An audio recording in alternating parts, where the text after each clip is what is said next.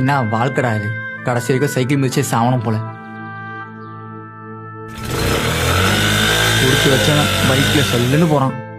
தினமும் 10 பேரில் குப்பாலிட்டு வீட்டுக்கு சைக்கிளை மிதிச்சுட்டு போகிறதுக்குள்ள உயிரே போயிடுது. பைக் வச்சிருக்கவனா அதிர்ஷ்டசாலி.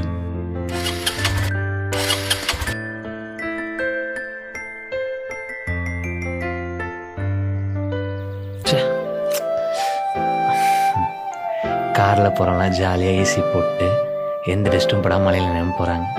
பைக் ஓட்டி ஓட்டி முதுகெல்லாம் வலிக்குது. கார் வச்சுருக்க வாழ்க்கைலாம் நிம்மதியாக இருக்குல்ல. இந்த ஓட்ட பைக்கை தூக்கி போட்டு நானும் ஒரு கார் வாங்கணும். எனக்கு அந்த வாழ்க்கை பிடிக்கவே இல்லை. Sir sir sir please sir, முடியாது சார், கொஞ்சம் சொன்னால் கேளுங்க சார், புரிஞ்சுக்கோங்க sir. Sir please sir, sir சொன்னால் கேளுங்க சார், முடியாது சார். சார் இப்போ என்ன சார் பண்ணுறது?